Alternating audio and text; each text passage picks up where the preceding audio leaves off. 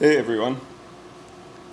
So we're back with the augmented experience here. This is part 3 of Clouded's Edain Hador face smasher build, I guess. When last we left our hero, he'd found the Glaive of Gorin, which is probably, I would say it's the best polearm in the game, the best artifact polearm. There's another one called Celebrist, which used to be a halberd and is now a glaive also. And I think it has sharpness too, but there was something about it that I remembered I didn't like. I think it reduces one of your stats, maybe your dex or something. I could be wrong, but it doesn't matter because I never find it. The only reason I know it's there is because I looked in the artifacts file. So I mentioned augmented experience thanks to, I think it was MTAD on the first video of this series. I started bitching and complaining about the terminal colors on my native terminal, and he suggested iTerm. So the bonus of that is that, well, we'll be able to see all these faded colors and stuff, so we'll actually be able to see the map now, and we'll be able to recognize unwary monsters. But the other part was that I was able to increase the font size without crazy aliasing. So now we have like the large print version of Sil. So you can probably now watch this without full screening. And still be able to figure out what's going on. So thanks very much for that tip, MTAD. And I guess we're going to get going. He's at 600 feet. I've never seen an extant character with a stat drain this badly that was still kicking. Now it's gray, so pretty much this was the best case scenario for stat drainage, but it's kind of frustrating that I can't actually like open up menus and stuff. All I can do is hit play. Because I'd really like to see what his will and evasion are. Or sorry, his will and perception are, because that's going to make a big difference. But anyhow, let's get a move on, I guess. I can't really remember what other stuff he had. I remember he had like a couple of, oh my god, yeah, I remember he had a lot of lamps, that's for sure. But I think he had like a battle axe of, there we go. Oh, pause. How do I go back? Perfect, thank you, Clouded. That was like perfect timing. So he has a Bastard Sword of Gondolin, a Battle Axe of Doriath. Still, that Helm of Defiance might come in handy if his grace is this badly drained. Throwing axes, and Final Rest. He can kill pretty much everything except Roko and dragons, but you know, that's a whole other problem. And he's switching to it for some reason. Oh, duh, some reason. Yeah, so the reason why he switched there is because that Glaive of Gorin, it has sharpness, right? So you think, okay, cool, it can kill things real quick. But wolves generally have crap for protection. So the sharpness doesn't really help you that much. And I think he'd rather get the extra damage die. So no, he switched to Gorin this time because... Oh, you know what? Maybe we won't see the unwary monsters. That might be beyond the capabilities of this terminal still. Oh well. Yeah, basically... Oh, sweet. So is that... What is that? Oh, it's a horror. You are unaffected. That's impressive. I don't understand that. The Lurking Horror spits acid. I didn't know you got a chance to save it. Oh, that's a bummer. Ooh, this isn't looking good. Othrod is not the strongest boss, but strong for this character, and he could die any second here. Okay. Now he's surrounded and can't go anywhere. So... taking quickness in this point is a great idea because it gives you an extra turn, sort of. The werewolves are fast, which is a huge bummer. What the shit just happened there? That was so Gozu. I don't even know what he did. Okay, back. Why did Othrod move?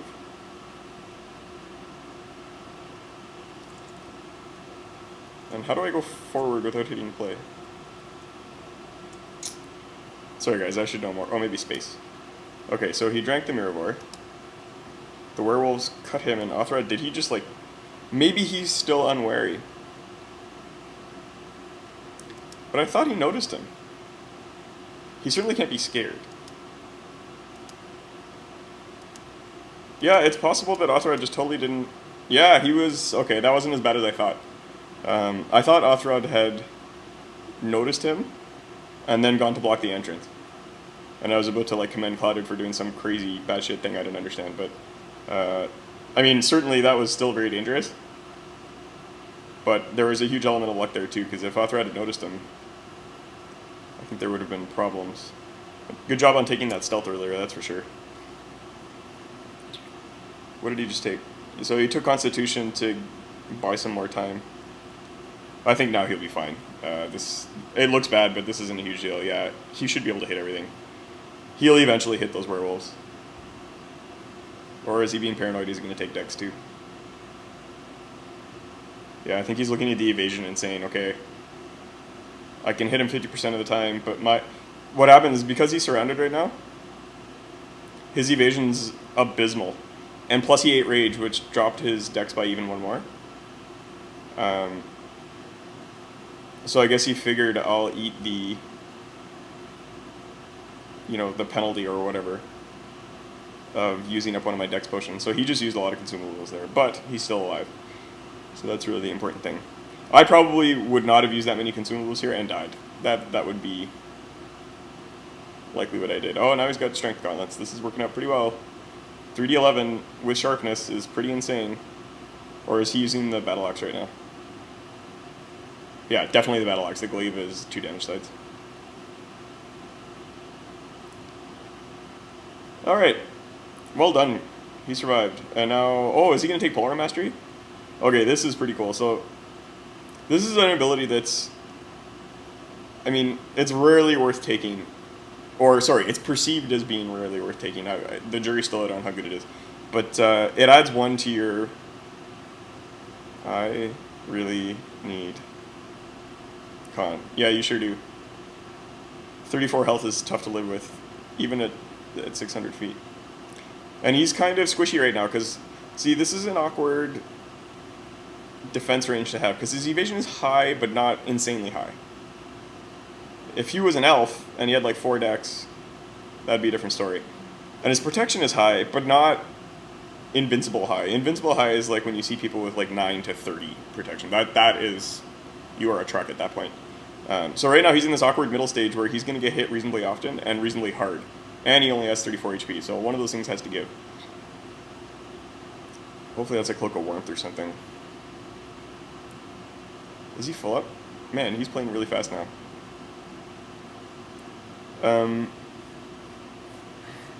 I was ranting about something. Okay, so Polar Mastery. So in addition to giving you kind of a melee bonus... So what he's doing here, I just hit pause.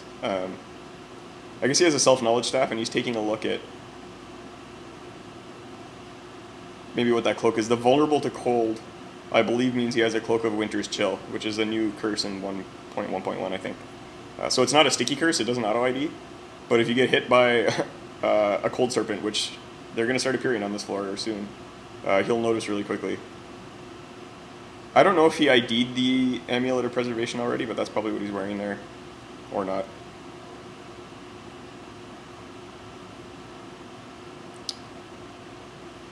Interesting. Alright.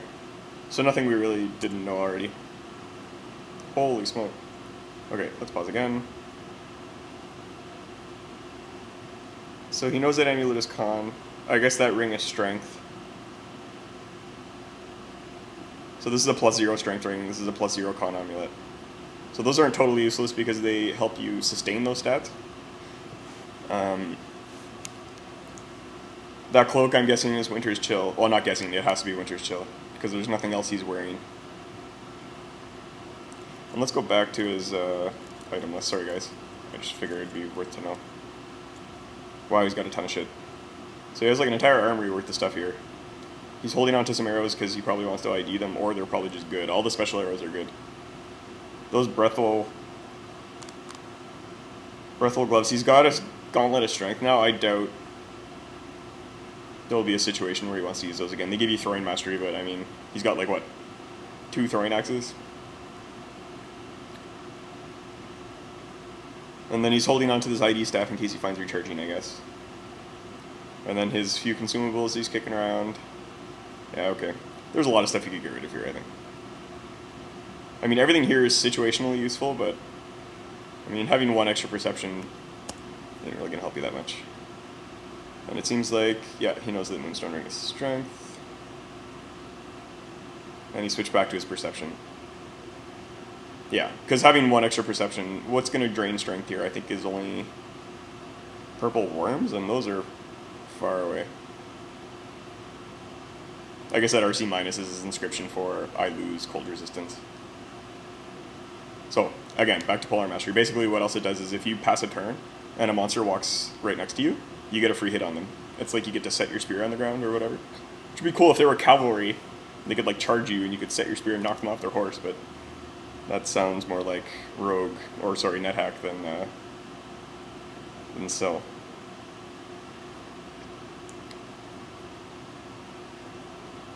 So those, is that a purple dragonfly? Colors are so fucked. Yeah, that's those things drain dex. That giant just got stomped. Polearms have this interesting balance where they have huge damage sides, but not so huge as, like, say, an axe or something. Sorry, they have huge damage sides, but not as many damage dies as something like an axe or a warhammer. And this glaive, I think, is reasonably heavy. But even if you get 1 critical, like 3d14 is a fair amount different than 2d14, and you got his Grace Undrained there, so... Polearms are kind of in this middle space between I want a light weapon that does mega criticals, or I want a heavy weapon that just does a ton of damage consistently. And the middle ground can make them kind of awkward, but situationally they're very useful. And this one is just insanely... I mean, the Glaive of Gorin is, in my opinion, one of the best weapons in the game. Because it hits really hard, its accuracy is decent, it has sharpness, which is just insane, and then you save inventory space because you never have to take a digger. Did he take knockback already?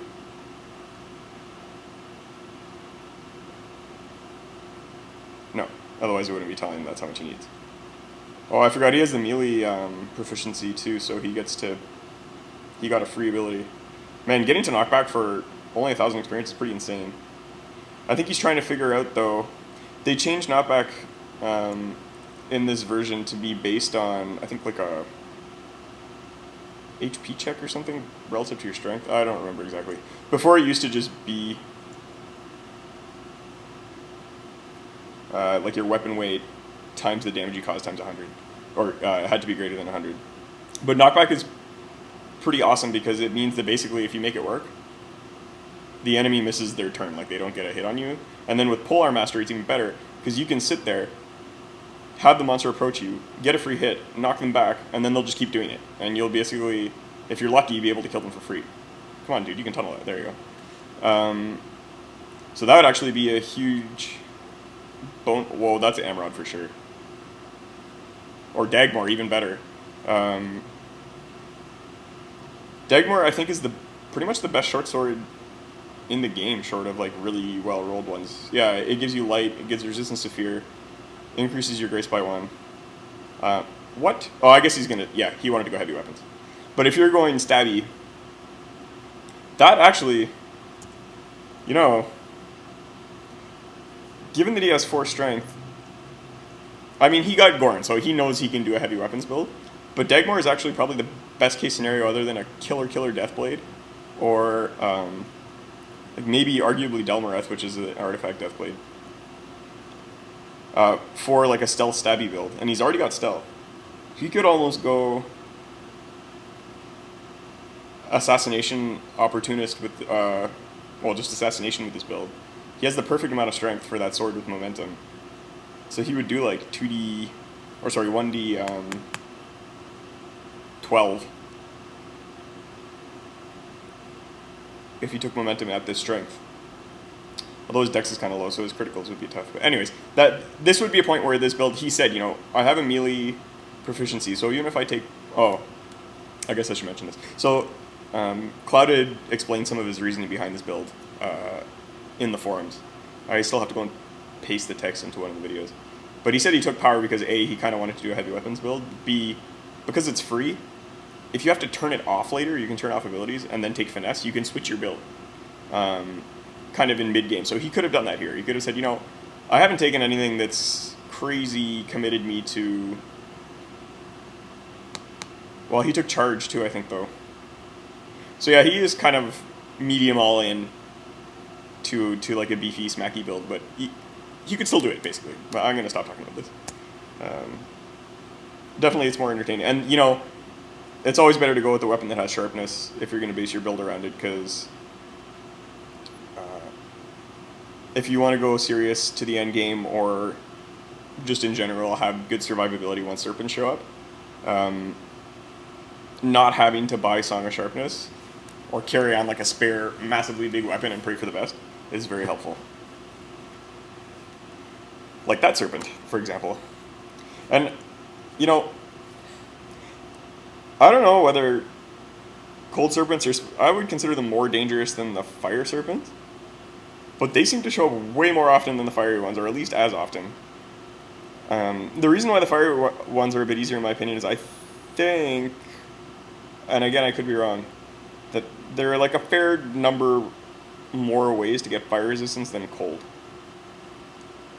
And you need fire resistance for the endgame anyways, because all the big endgame dragons breathe like insane fire. So you generally want 2 sources of fire resist for the throne room, which means you're going to be kind of banking your build around that. So that automatically makes the cold and poison monsters a bit more dangerous, because you don't really want to have to carry all that shit in your inventory, so you'll take more risks with them. But anyhow, long story short is those cold serpents are a nightmare at this floor if you're not stealthy, and the ancient serpents later on are quite a bit worse.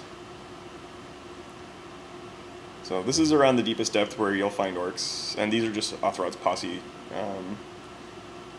After this point, yeah, it's typically around this depth where gondolin weapons sort of aren't super useful anymore. Oh wow, he got Celebrimbor. These are great for forging. They do something else though. I think they give you resistance to fire or something. Or free action. That's really helpful, actually.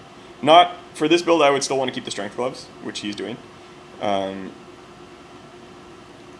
they can be handy. I think he might still want to take them though for free action.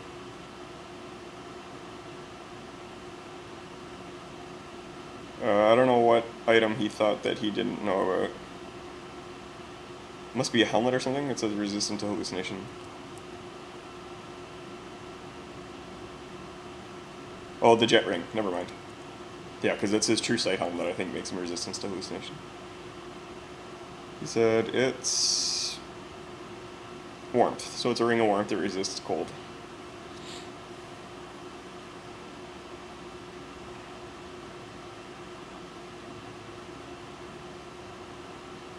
And, oh, I guess he's just gonna... So that's actually not a bad idea. I usually keep the elemental resistance rings as a swap. But the problem is that means every time you meet a monster that's going to hit you with an elemental attack, you lose a turn, because you have to swap to it. And that has killed me, actually, a fair number of times. It just killed my last promising character. And, yeah, he dropped his ring, I think, so he could go back and get those gloves and then forgot them, but...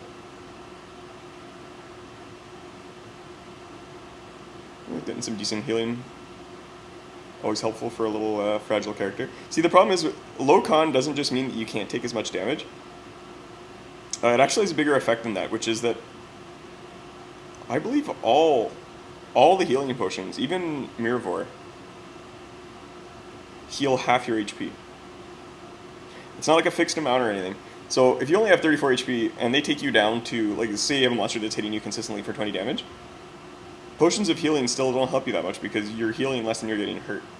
Whereas if you have like 60 HP or 59, you heal a lot more and you can take a lot more damage. So it's kind of an amplified effect. But he's crushing werewolves right now, which is a pretty good sign, even without the Doriath sword. But yeah, I was saying before, the gondolin weapons tend to lose a bit of their oomph at this point. because really the only monster you'll ever want to use them against from here on in are troll guards, really. And he'll crush troll guards with the spear. Anyways. Well, not at this. Not with these stats, but hopefully eventually. Yeah, like a cave troll, he doesn't. He seems to be a bit scared of it because of the wolf, but. Okay, now this is bad. So the cat warriors are the one situation where this glaive isn't the ideal weapon because they have zilch protection, but they're really hard to hit, and they hit for criticals. Why is he taking a while? Yeah. So I think he's going to try and stick to the spear. He should be able to hit them. I really wish I could see the combat rolls, because I can't remember what their evasion is, but... I mean, they're a fair bit harder to hit than the werewolves are, so that's a sign right there. Oh man, that's a nasty hit. So the good thing about the werewolves is that they do move erratically, so he can kind of game them into this free hit game with the Polearm Mastery ability. But it looks like he's losing his patience and just tunneling through them. Get the Dex potion, man. Oh. No room, I hate it when that happens. I guess he decided he doesn't need that Helmet of Defiance anymore. I think he already has something that resists fear. I don't know, though. Wait, what? Oh, he ate something to make room for the Defiance Helmet, because I guess he realizes, you know, I can carry the food in my stomach just as easily as I can in my inventory. He's got so much light. Like, he could probably free up... You drop the arrows. I'm not sure why he's going this crazy about light. Because even if he just kept the lanterns, that's like 12,000 turns of light. But I'm sure he has his reasons. Because at this point, he could probably put one flask of oil into every brass lantern individually, and then they would still stack, I think. But that's it. I mean, it sounds anal, but when at this stage in the game, inventory space is king, so...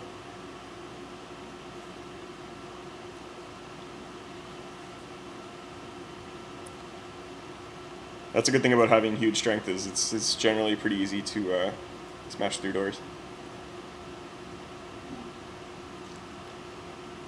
Oh, shadow spiders.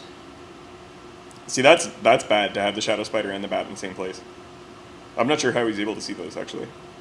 I don't remember what his light radius is. I don't believe he took her in her light, but I could be wrong.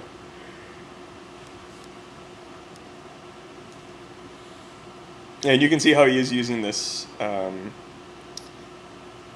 Polearm Mastery ability a little bit tactically, because he knows that it gives him a free hit.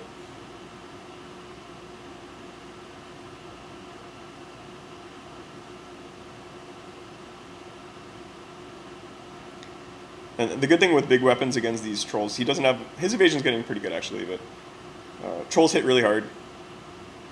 And the issue with fighting them... Like, there's a Ruby Serpent. The great thing about them is they will charge you into a corridor, so you always get to fight them one-to-one. But they'll swap. They're smart enough to swap when they get in trouble. And their regeneration is so huge that you have to be able to hurt them enough. Okay, so a few things happened here. I'm going to mention one. One is... You saw he entered that room, saw the fire serpent, and was like, fuck no, and closed the door and left. I don't think those little serpents can bust doors. I think they're stuck once you lock them in. I think the bigger ones can smash doors, but the little ones can't. So that's an effective way of sort of dealing with them. Either that or that one was unwary, and he just decided to leave it alone, which is a good idea. Because right now, if it breathes on him and he's not wearing any fire resist, I think he would lose at least 20 hit points. If it hits him point blank, at least. What was the other thing that happened? Oh yeah, he put on this short sword of shadows. The of shadows modifier is a new special type in, I think, 1.1, which I believe it increases your song and also maybe your will. And it's not sticky cursed, but it creates an unnatural darkness, so it takes away from your light. It's a pretty good item for like pacifists and characters who, yeah, it's just song. characters who are looking to really emphasize their song skill and put enemies to sleep and stuff. But for any other character, it's not really that useful. Just because, light is such a huge deal in this game. And adding 2 to your song, I mean, you would have to find a really good weapon that also had that modifier on it to be able to justify its use. So the Serpent, I think, found another way out of the room. And I think Cloud had realized, I don't feel like being barbecued, let's get out of here. And I guess his perception is high enough now that these blindness traps aren't quite as effective anymore. Yeah, wolves are such a pain to kill with ranged weapons. New kind of stuff. Still with the shimmering potions, we don't know what these are yet.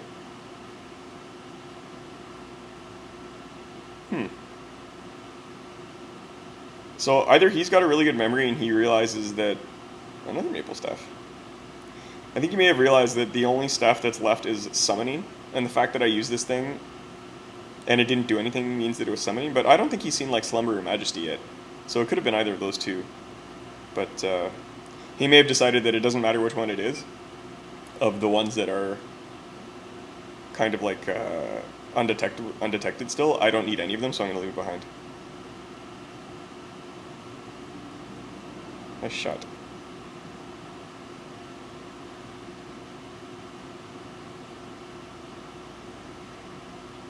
These Slurrook are a joke now. I mean, they have good protection, but now he can see them and he can cut through them. So, and I find they show up like in a huge range of depths. Like you start finding them at like 400 feet, I think, maybe 500, and they just stick around forever. Gloves of Archery are good in certain cases, but I haven't found those in a long time. Actually, I feel like they used to be pretty common, but.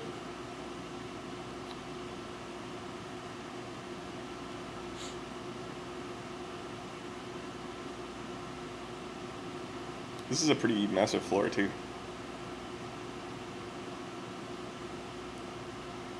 This is kind of a special area, and that's a special Balrog. So they added a whole bunch of Balrogs in this, in 1.1, which I think I mentioned a few times. I think we've even seen a whole bunch. But that one's... he's got a decent build for this character to fight that one, because his will is decent, and he has something that resists fear, right? The Helm of Defiance. But they're just generally really hard to fight. I find that they're usually just... their depth that they appear at is just at the verge of being killable for the High Elves, the Noldor. But for this challenge character, he's a little bit behind of where he'd want to be. Like, those things hit for, let's say, 2d10 plus Firebrand, which is 3d10. It'll kill him in one hit if it's critical, so... These he can tangle with now because he has Sharpness, and he's got this potion of, this Ring of Warmth, but the cold ones are really bad because they blow up your consumables. I lost like 4 con potions to Ancient Sapphire Serpent in my last game, like in the same Serpent. He just kept breaking my Constitution potions because I guess he knew those were the good ones. So it is risky to fight them no matter what. And I'm not sure if having the cold resistance does anything to protect your items at all. I think I wonder if he realizes he forgot his throwing axe. Unless he dropped them. Yeah, it's over here, Clouded. I believe in Vanilla Angband. It does help protect your items when you have the resistance. Maybe not, though. So he's doing pretty well with these cat... Oh, I was going to say he's doing pretty well with these cat warriors, but that's the problem with them. Even at this evasion, eventually they're going to hit you for a critical because they have a very low damage die hit. I think it's like 1d9 or something. And the way they compute monster criticals in Sil is the fewer damage dice the monster has, the more criticals they'll do, basically. So I think he's gunning for Constitution right now because he realizes, fuck this noise, I'm getting crushed right now.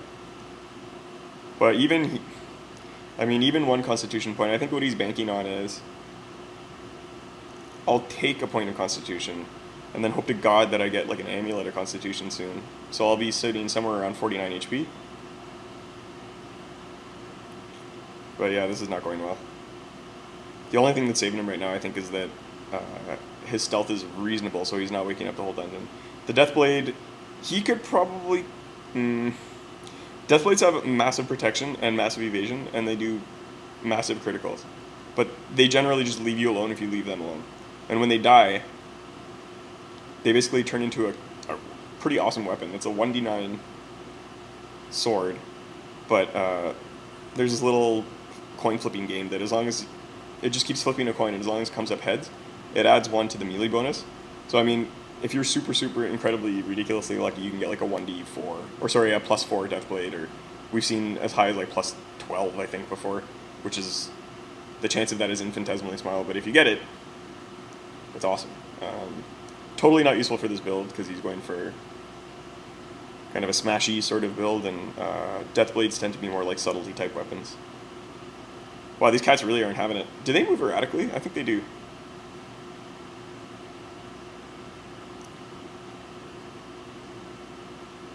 If I were him, I'd probably be shooting at them a lot more, because they're pretty easy to gun down. It negates a lot of their +3 archery, I mean, really. Being splashed with acid is so bad. He lost, Did you just fall on it again? No. Yeah, it's obnoxious at this stage to have your evasion dinged. Because, I mean, in the early game, let's say you burn your cloak and you lose. Man, there's Deathblades everywhere. They're not very observant, though. But, yeah, let's say you lose your cloak. A point of evasion off your cloak in the early game. You know, say you've spent 5 points of evasion. It's kind of like losing, 600 experience, because you just put 600 in to get that last evasion point, and now you just lost 1 on your equipment. At this stage, when each evasion point costs, like, 1,500 experience, it's almost like, you've lost temporarily 1,500 or 1,600 experience. These poison serpents right now are going to be atrocious for him, because they cause massive poison damage when they breathe on you and when they bite you. He can kill them fast, but if they're around any other monster, he's kind of fucked. And you really don't want to have to use like a potion of Mirrorvore to insta-heal your poison at this stage, because you're kind of wanting to pool them for the later game. And slow poison might not even cut it. Like, with this low constitution, if it breathes on him for 20 points or for like a clock of 20 poison damage, and he's at 20 HP, if it does it again or something, he's dead even with the slow poison. I think slow poison only takes 50%. Oh, now he woke up the Deathblade because he forgot it was there. Shit, yeah, I know. So this thing is super fast, and now that it sees him, see, he's, yeah, plus 25 melee is scary. So I think what he's thinking is, if these fucking trolls weren't chasing me, the best thing to do would just be to dodge in here, because it's like spiders. If it loses sight of you, it won't chase you. But now his only exit is way over here. So I think his only recourse is to drink a quickness potion, because then the Deathblade will still get a swing on him, I think. The trolls won't. But it'll only get 1 swing on him.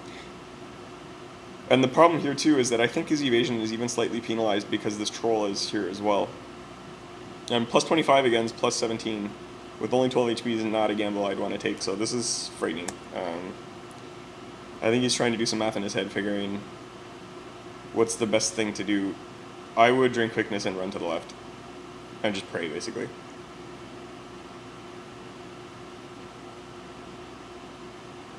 Yeah, and he figured out the same thing. Well, the troll got a swing too. I guess it was right in the right tick. And now he's got to find a way. This Deathblade's going to chase him. Oh, cool. So, yeah, I don't really understand when Deathblades decide to stop chasing you, because it was still in line of sight. I guess there's a certain range beyond which it won't chase him anymore, but... So, bummer, he had to use a quickness potion, and those become very, very valuable in the later game for sure.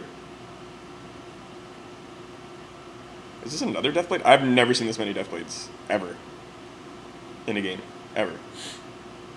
And I think he forgot. I was going to say, I'm pretty sure that's the room with the serpent in it. So he's quickly running out of places to go to. I think he's going to say, screw this level. Let's try again. Or not. There's still, I guess, a couple places you could go. Man. Hopefully that serpent's still sleeping. Yeah, it sure was.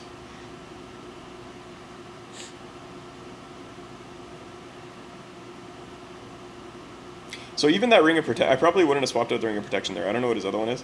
But the Ring of Protection actually protects you against the breath damage. The only things... Is that a Greater Werewolf? Because that's awful.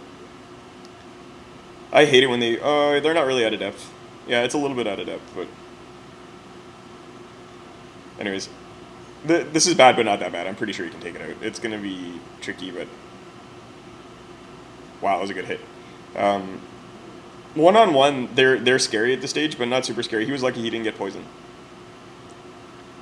But that's the thing too. Is I've mentioned this before, I think, in a previous video. But as you get to around this depth, you don't just need to be ready for the monsters at this depth. You kind of need to be willing to fight monsters that are like depth of 900 feet, because there's so many special rooms and stuff like that that you are making noise around that. There are going to be a lot of out-of-depth monsters compared to what you were fighting before. So, kind of the ways to deal with that are just being super strong and, being able to fight it out. Or investing reasonably in stealth so that you don't wake everything up in the dungeon. He's kind of reasonably stealthy. The wolves, I think greater werewolves have very high perception, so you're going to find them more often than others. But as I was saying, yeah, when you get breathed on by an elemental breath, there are only two sources of protection that you get against that damage roll. Another fucking Deathblade, or is this the same one as before? You get your shield if you're wearing one, which he's not, and you get any magical protection that you have. So rings of protection or protection from abilities. These Dragonhorn longbows used to be kind of like a 1 in a million find. But they've changed how damage die work on bows a little bit. So Dragonhorn longbows are kind of now like the great sword of bows. Another greater werewolf. And I think they bumped up or bumped down their rarity. He's doing pretty well. If you can kill a greater werewolf with that sort of efficiency, yeah. It's just nasty to spawn on a new floor with monsters right around you right away.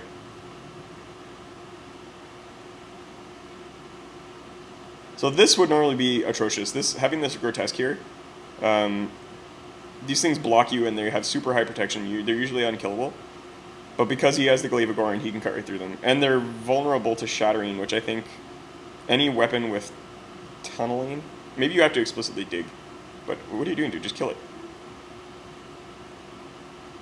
I don't think you're... Yeah, okay, he does.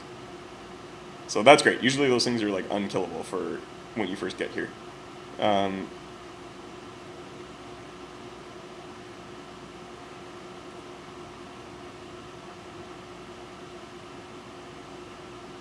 So he took Hardiness. I think Hardiness was a prereq for Con. That's why he took it.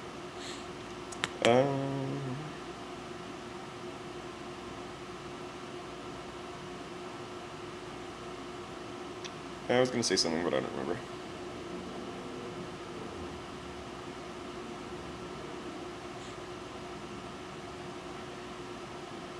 So this is around the stage in the game where you find yourself wishing you'd never seen a cat.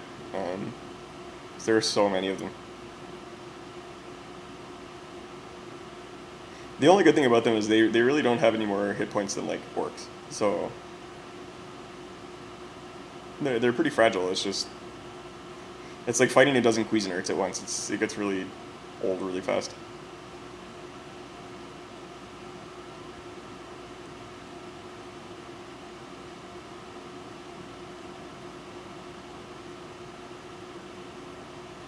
Nothing in this little cross. And, it's great that he can smash open doors like this, but that's really something you want to be doing sparingly at this depth. And another thing you want to be doing sparingly at this depth is fighting young fire drakes, because they will torch you.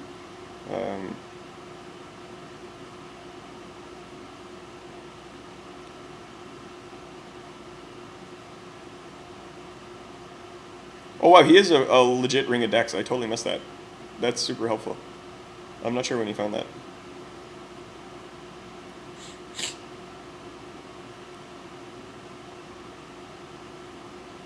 So those Herbs of Terror, I don't know how much food he has, but when I find them at this depth, I eat them anyways, because usually you'll resist it, and even if you don't, whatever, you just wait it out. And you get like 200 points of food or something, which every little bit helps.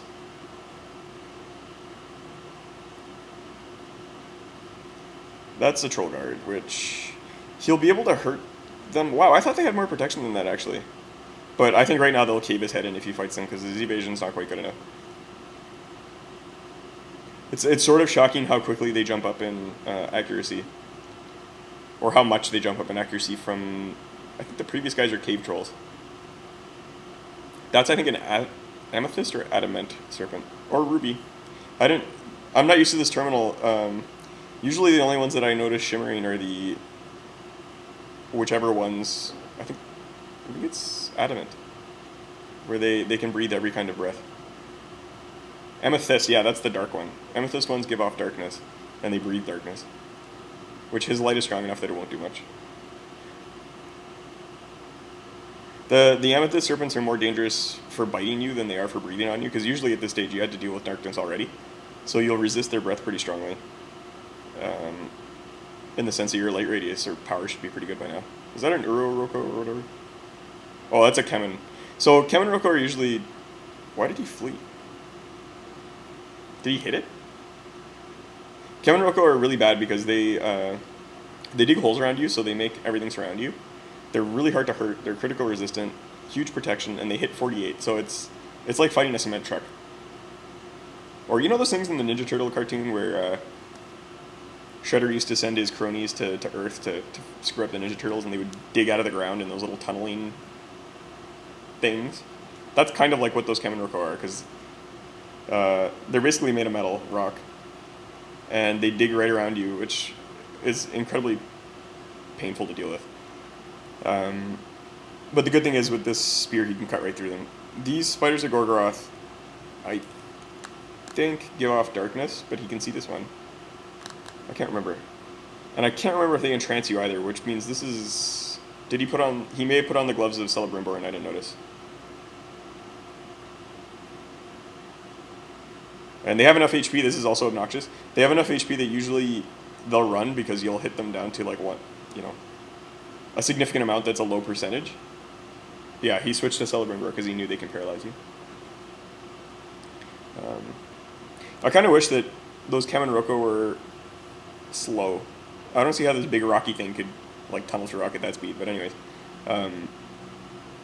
They're going to get a few tweaks in the next version, I think, because it's been sort of universally accepted that they're a little bit too strong.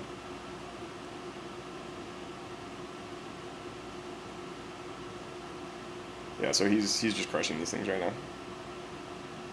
now. Cat Warriors are actually really... Anything that moves erratically actually is vulnerable to a lot of the abilities that give you extra attacks, like Zone of Control or Opportunist, because they can't really control themselves from dodging in and out of your range. And actually, even the pole set move that you get with Polearm Mastery, if you have like focused attack or something, it can work really well with it because you get to pass your turn, get the increased melee bonus, and then whack them. Oh, are those spiders slow? Yeah, they are. Or are they not? I don't know. I don't think so. I don't see why they would be slow. It just seemed like it had a chance to move forward on him, and it didn't.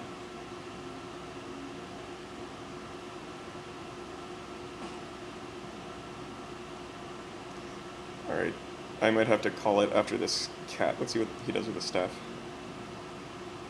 Did he not notice that was a Staff of Light?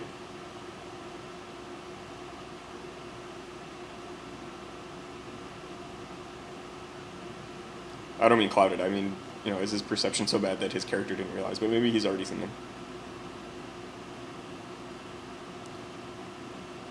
So Uroroko are one of these monsters you really want to fight them at range if you can. Because they hit for 40-10, plus a Firebrand is 5d10. They have pretty high melee, but they have like no HP. So you can usually kill them with one arrow from far away. And his evasion right now is low enough that he will probably get hit. His con is high enough that you can probably take one hit, but you don't want to take much more than that. I wrote a little incredibly nerdy program once to scrape all the character data from the ladder on Sil to see, you know, who had been killed by what. And I was actually surprised to see that one of the topmost killers ever across all versions was the Urarok. I'm going to pause here. Because I guess they surprise people. Like, the problem with them is that the first time you see them, you're like, oh, cool. It's a little red monster. And maybe one gets in front of you and you kill him in one hit and you're like, oh, wow, they're not that bad. And then all of a sudden you walk in front of them and it hits you and you die. Like, there's that's it.